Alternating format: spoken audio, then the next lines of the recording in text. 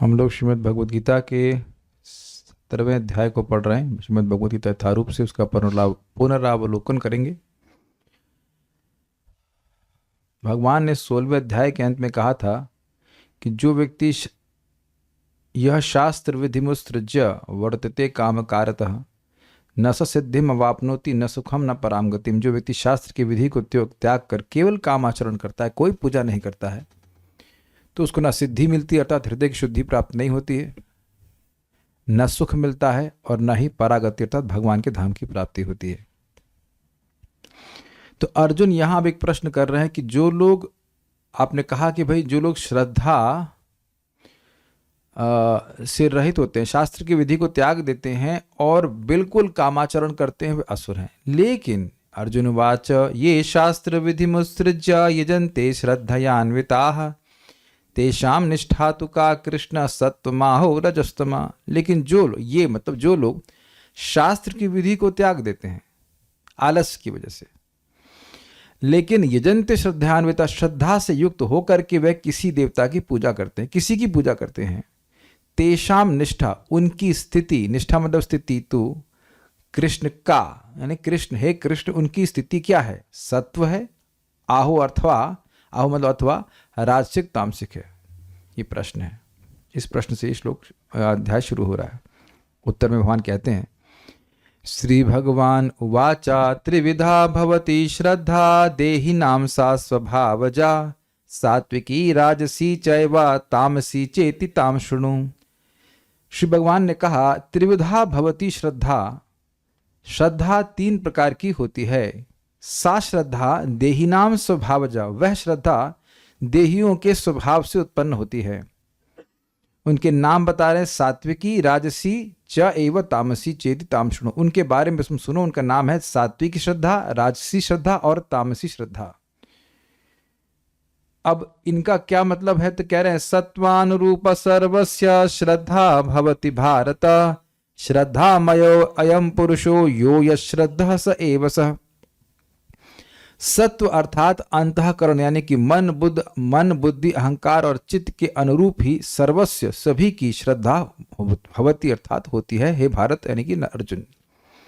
यानी अर्थ हुआ पहली लाइन का कि हे अर्जुन, सबके अंतःकरण के अनुसार उनकी श्रद्धा होती है। तो यानी कि अगर अंतःकरण सात्विक है तो सात्विकी श्रद्धा, राजसिक है तो राजसिकी श्रद्धा, और अगर तामसिक है तो तामसिक श्रद्धा। श्रद्धामय अयम पुरुषो, यह पुरुष, यह जीवात्मा श्रद्धा से ही बना हुआ, श्रद्धामय है। यो यश श्रद्धा स एव स, और वह जिसकी प्रति श्रद्धा रखता है वो भी वैसा ही, अर्थात जिस देवता की पूजा करता है तो वह देवता अगर सात्विक है तो इसकी पूजा करने वाला भी सात्विक ही है। ये बात कह रहे हैं। इसी बात को स्पष्ट करते हुए कह रहे हैं, यो यश श्रद्धा एव स का यजन्ते सात्विका देवान यक्ष रक्षांसि राजसा प्रेतान भूत गणाश्चान्ये यजन्ते तामसा जना। यजन्ते सात्विका देवान, जो सात्विक चित्त वाले हैं वे देवताओं की पूजा करते हैं, रुद्र आदि की, वसु आदि की। जो राजसिक है वो यक्ष और राक्षसों की पूजा करते हैं, और जो तामसिक हैं वे प्रेत भूतगणों की और अन्य की पूजा करते हैं, क्योंकि वह उपास्य भी उसी प्रकार के हैं। अब उस राजसिक तामसिक के ही प्रकार को बताते हुए कहते हैं, अशास्त्र विहितम घोरम तप्यन्ते ये तपोजनः दंभ अहंकार संयुक्तः कामराग बलान्वितः। अशास्त्र विहितम, ये जो राजसिक तामसिक लोग हैं ये अशास्त्र विहित अर्थात जो शास्त्र में विहित नहीं है ऐसी और घोर तपस्या, शरीर को कष्ट देने वाली तपस्या करते हैं। तप्यन्ते ये तपोजना, जो इस प्रकार से तपस्या करते हैं। दंभ अहंकार संयुक्त, दंभ मतलब धार्मिक होने की प्रसिद्धि के कारण, अहंकार तो स्पष्ट अर्थ है गर्व के कारण, संयुक्त मतलब सम्यक रूप से युक्त होकर, इस दंभ अहंकार से युक्त होकर, और काम अर्थात इच्छा से, भोग की इच्छा से, राग आसक्ति से, और बल मतलब आग्रह से युक्त होकर के वैसी तपस्या करते हैं। इसमें शास्त्र का आज्ञा नहीं होती है। कहते हैं करते कैसे हैं, कर्षयन्तः शरीरस्थम भूतग्रामम चेतसः माम चैवान्तः शरीरस्थम तान विद्यासुर निश्चयान। शरीरस्थम भूतग्रामम कर्षयन्तः, जो शरीर में स्थित पंच महाभूत हैं उनको वह बहुत कर्षयन्त अर्थात कष्ट देते हैं, उनको सुखा देते हैं। क्यों? अचेतसः अर्थात वह अविवेकी हैं। माम चय व अंतः शरीरस्थम, और मुझको भी जो उनके अंतः शरीर यानी उनके अंतःकरण में स्थित हैं, उन परमात्मा को भी वह कर्षयन्त अर्थात दुख देते हैं। क्यों? परमात्मा की आज्ञा की अवहेलना करने के कारण उनको दुख देते हैं। परमात्मा को सुखाया नहीं जा सकता है, लेकिन उनको उनकी अवज्ञा करके उनको असंतुष्ट किया जा सकता है। तान विद्या असुर निश्चयान, विधि मतलब जानो, निश्चित जानो कि ऐसे लोग असुर हैं, या ऐसे लोगों का निश्चय वो आसुरिक है, ये समझो। अब ये बोलने के वाणी की ये सब समझाने के बाद अब वो कह रहे हैं कि आहार, यज्ञ, तपस्या और दान के भी 3 प्रकार के भेद होते हैं। रजगुण, सतगुण, रजगुण और तमगुण के अनुसार उसको तुम सुनो, क्योंकि जैसी श्रद्धा होगी व्यक्ति की वैसे ही उसको आहार भी पसंद आएगा। आहारस्त्वपि सर्वस्य त्रिविधो भवति प्रियः, यज्ञस्तपस्तथा दानम तेषां भेदमिमं शृणु। आहार भी सभी लोगों को 3 प्रकार का प्रिय होता है। यज्ञ, तपस्या तथा दान भी इसी प्रकार से होता है, उनके भेद को मुझसे तुम सुनो। अब सात्विक के बारे में बता रहे हैं। आयु सत्व बलारोग्य सुख प्रीति विवर्धना, रस्या स्निग्धा स्थिरा हृदया आहारा सात्विक प्रिय। जो आयु सत्व मतलब अंतःकरण या उत्साह, और बल मतलब शरीर के बल को, आरोग्य मतलब निरोगता को, सुख को और प्रीति को बढ़ाने वाला है। रस्य मतलब रस से युक्त है, स्निग्ध मतलब घी से युक्त है, स्थिर है मतलब डिकम्पोज नहीं कर रहा है, हृदय मतलब देखने में मनोहारी है। ऐसा आहार सात्विक लोगों को प्रिय होता है। अब राजसिक बारे में बताते हैं। कट्व अम्ल लवणात् उष्णा तीक्ष्ण रुक्षा विदाहिनः, आहारा राजसस्येष्ठा दुख शोकामय प्रदा। यहाँ पे एक शब्द है अति दिख गया आपको पहली लाइन में, अति उष्ण के वाले, तो अति को सब जगह लगा लेंगे। अति कटु, अति अम्ल, अति लवण, अति उष्ण मतलब गर्म, अति तीक्ष्ण, अति रुक्ष, विदाहिना मतलब पेट को जलाने वाला। ऐसा कोई भी भोजन है तो वह राजसिक होता है। आहारा राजस श्रेष्ठ, इष्ट मतलब इच्छित। ऐसा आहार राजसिक लोगों को अच्छा लगता है, और ये दुख देने वाला होता है, यानी वर्तमान में भी सुख नहीं मिलता, और व्यक्ति बाद में सोचता है, शोक करता है, काहे खा लिया, अब हमको एसिडिटी हो रही है। शोक देने वाला होता है। और आमय प्रद मतलब बीमारी को लाने वाला होता है। ऐसा भोजन राजसिक लोगों को इष्ट होता है, इच्छित होता है। अब तामसिक के बारे में कहते हैं।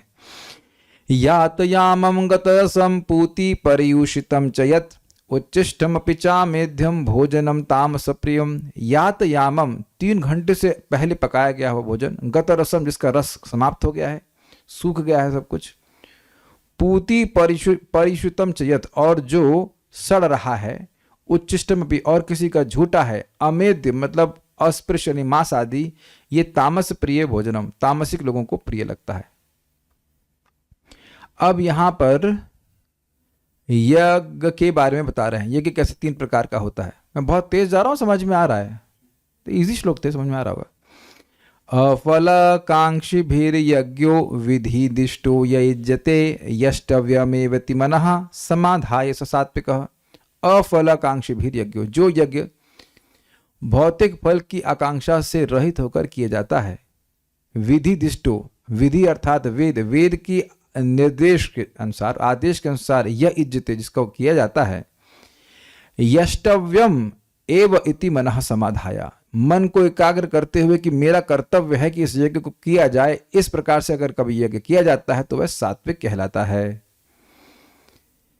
रासिक कैसा होता है। अभिसंधाय तु फलम दंभार्थम अपि चैव यत् इज्जते भरत श्रेष्ठ तम यज्ञम विद्धि राजसम। जो फल की अभिसंधि अर्थात भौतिक फल की इच्छा से जगत में कुछ मिल जाए या स्वर्ग मिल जाए, इस प्रकार की अभिसंधि से और केवल दंभ के लिए कि भाई प्रसिद्धि हो जाए कि मैं महान याज्ञिक हूं, तो उससे उस भी इच्छा से अगर किया जाता है तो किया जाता मतलब इज्जते अगर किया जाता है तो हे भरत श्रेष्ठ, हे भरत वंशियों में श्रेष्ठ अर्जुन, तम यज्ञम विधि राजसम, उस यज्ञ को तुम राजसिक समझो। विधि मतलब जानो। तामसिक यज्ञ के बारे में बोलते हैं। विधिहीनम असृष्टानम मंत्रहीनम अदक्षिणम श्रद्धा विरहितम यज्ञम तामसम परिचक्षते। विधिहीनम पहला पॉइंट, शास्त्र की जो विधि बताई गई वैसे यज्ञ नहीं होगा। असृष्टानम, अन्न का वितरण यज्ञ के बाद नहीं होगा। मंत्रहीनम, मंत्र ठीक से नहीं बोले जाएंगे। अदक्षिणम, और जो ब्राह्मण है उनको दक्षिणा नहीं दी जाएगी। साथ ही श्रद्धा विरहितम, उसकी यज्ञ में कोई श्रद्धा नहीं है, तो ऐसे यज्ञ को तामसिक कहा जाता है। परिचक्षित मतलब देखा जाता है, समझा जाता है, स्वीकार किया जाता है। अब यहाँ पर सात्विक तपस्या के 3 प्रकार के भेदों को कहेंगे, जो कि शरीर से, वाणी से और मन से की जाती हैं। शरीर की शारीरिक सात्विक तपस्या को भगवान यहाँ पे कह रहे हैं। देवद्विज गुरु प्राज्ञ पूजनम शौचमार्जवम ब्रह्मचर्यम अहिंसा च शारीरम तप उच्यते। देव मतलब भगवान, द्विज मतलब ब्राह्मण, गुरु मतलब शास्त्र के ज्ञान देने वाला, प्राज्ञ मतलब जो जिसकी चेतना हमसे उत्कृष्ट है, उनका पूजन करना ये तपस्या है। शौचम मतलब पवित्र रहना अंदर बाहर से, ये भी तपस्या। आर्जवम मतलब सरलता, यानी कि कोई गलत आचरण नहीं करना, यह भी एक तपस्या है। और ब्रह्मचर्य का अर्थ स्पष्ट है, अहिंसा का अर्थ स्पष्ट है। ये सब शरीर के तप कहे जाते हैं। जो चीज़ स्पष्ट है उनकी व्याख्या नहीं की जा रही है। I think are simple to understand. अब वाणी की तपस्या कह रहे हैं, सुनाई पड़ रहा है कि नहीं सुनाई पड़ रहा है आप लोगों को? कान ठीक से ऐसे नहीं बोलना चाहिए, समझिए। कर्कश बोलना, कर्कश नहीं बोलना, ये वाणी की तपस्या है। अब बहुत से लोग ईयरफोन भी यूज़ कर रहे हैं, इतना जोर से नहीं बोलना चाहिए, लेकिन प्रेम से बोलना चाहिए। अरे तुम्हारा दिमाग खराब हो गया, कैसे कैसे लोग बोलते हैं, ठीक है। अनुद्वेगकरं वाक्यम सत्यम प्रियहितम चयत स्वाध्याय व्यसनम चैव वाङ्मयम तप उच्यते। अनुद्वेग, उद्वेग मतलब भय, अनुद्वेग करम मतलब जो किसी को भय न दे, ऐसा वाक्य बोलना। साथ ही वो सत्य होना चाहिए, झूठ नहीं बोलना चाहिए, प्रिय लगना चाहिए और उसके हित के लिए होना चाहिए। तो ऐसा वाणी अगर कोई होती है। साथ ही स्वाध्याय व्यसनम चैव, वैदिक शास्त्रों का बार बार अभ्यास करना, बोलना, पढ़ना, ये वाङ्मय तपोच्यते, वाणी की तपस्या कहलाती है। मन की तपस्या कह रहे हैं, मनः प्रसादः सौम्यत्वं मौनमात्म विनिग्रह भाव संशुद्धिरेत्येतत् तपोमान समुच्यते। मन की तपस्या है मनः प्रसाद, प्रसाद मतलब संतुष्टि। सौम्य मतलब दूसरों के कल्याण करने की भावना मन में रहे। मौन मतलब मननशीलता। आत्म विनिग्रह, मन को भोगों से हटाना। भाव संशुद्धिर, भाव संशुद्धि का अर्थ क्या लिया गया था? हृदय को पवित्र करना ही था, जहां तक मुझे स्मरण आ रहा है। ये सब तपस्या मानस की है, मतलब मन की है। अब ये कह रहे हैं कि ये सारी 3 जो बताई वो सात्विक तपस्या है।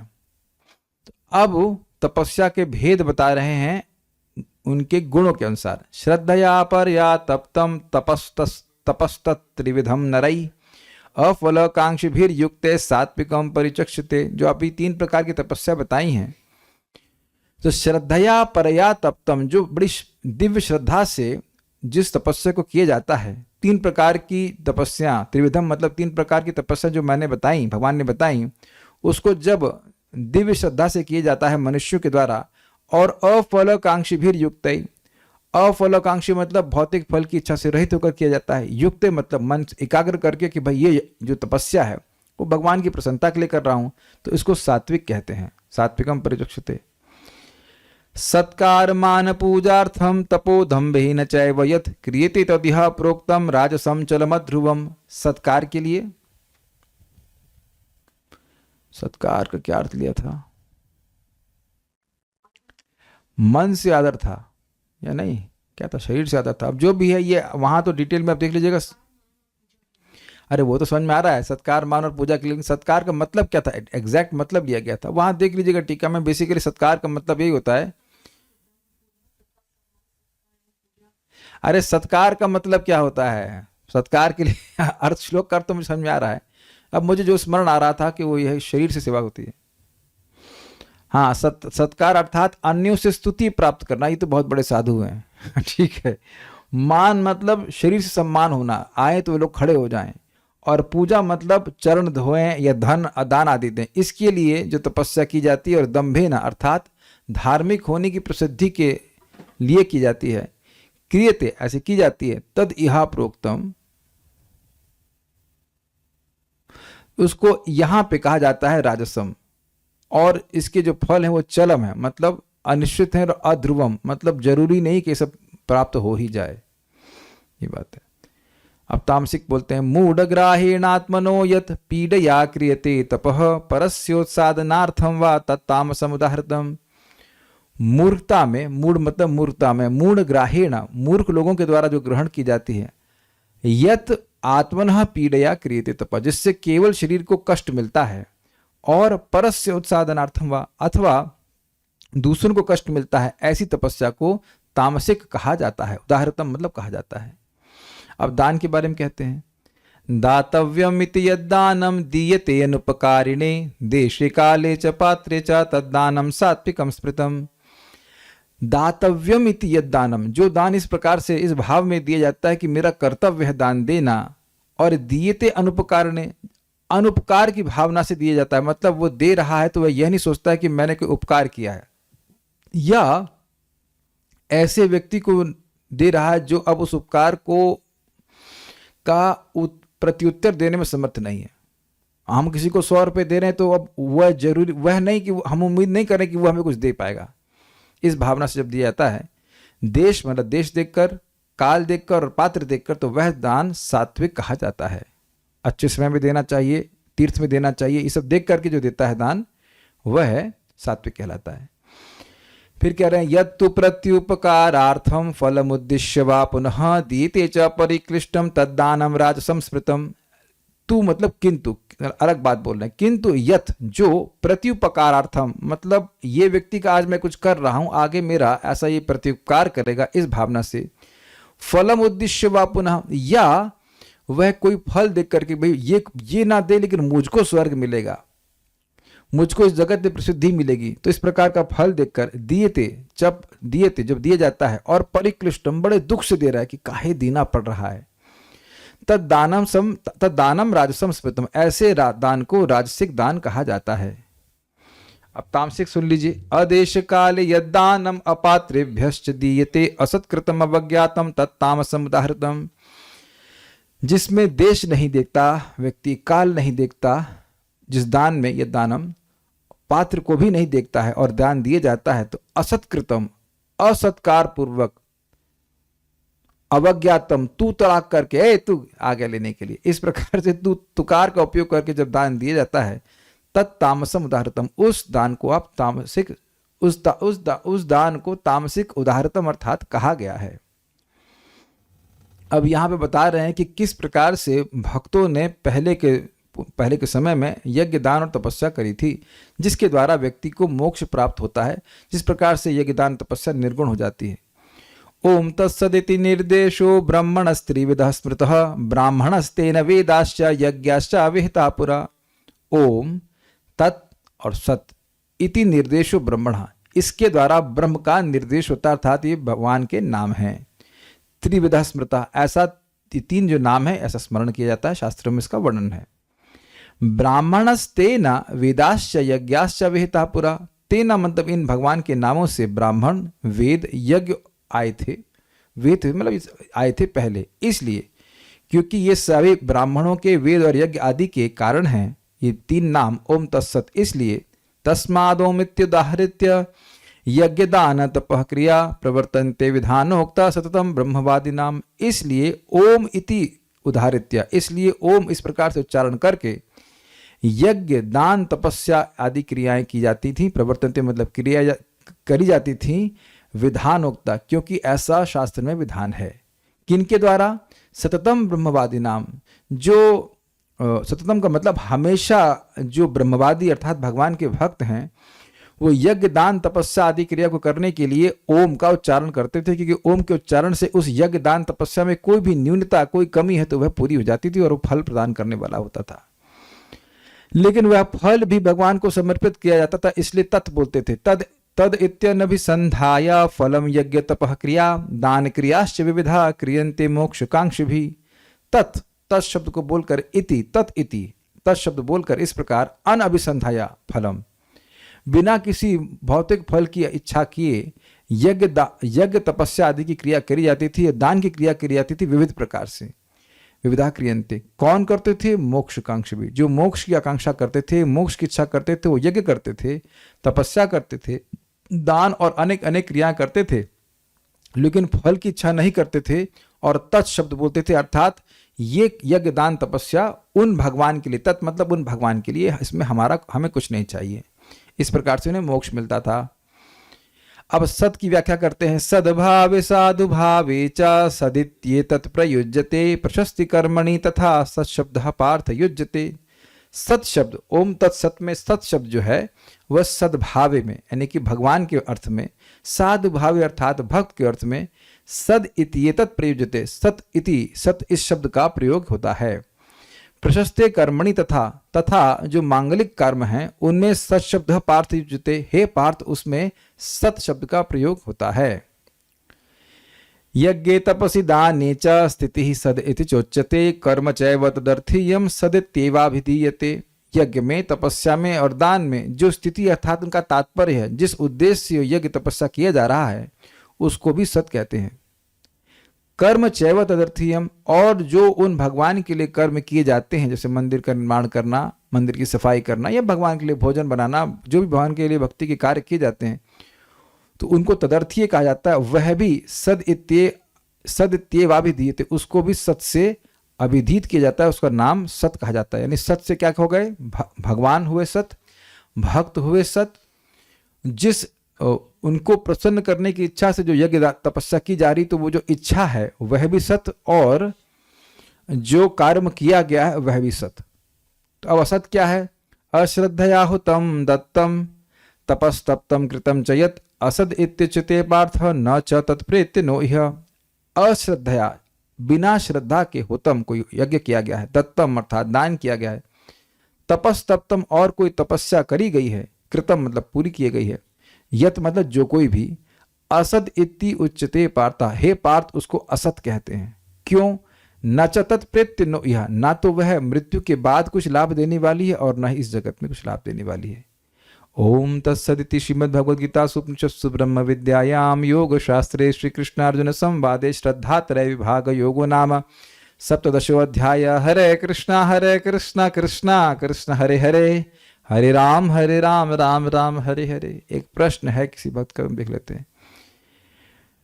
My question is, my understanding is right or not? Chapter 15 of the Bhagavad Gita focus on understanding the relationship between the soul and the supreme divine, Purushottam, and chapter 16 emphasizes that those who know and follow the scripture can realize Krishna's divine nature, while those who do not display demonic qualities, 0% faith in Krishna. Finally, chapter 17 explores how faith shapes an individual's behavior and lifestyle, guiding them towards either a divine or demonic path.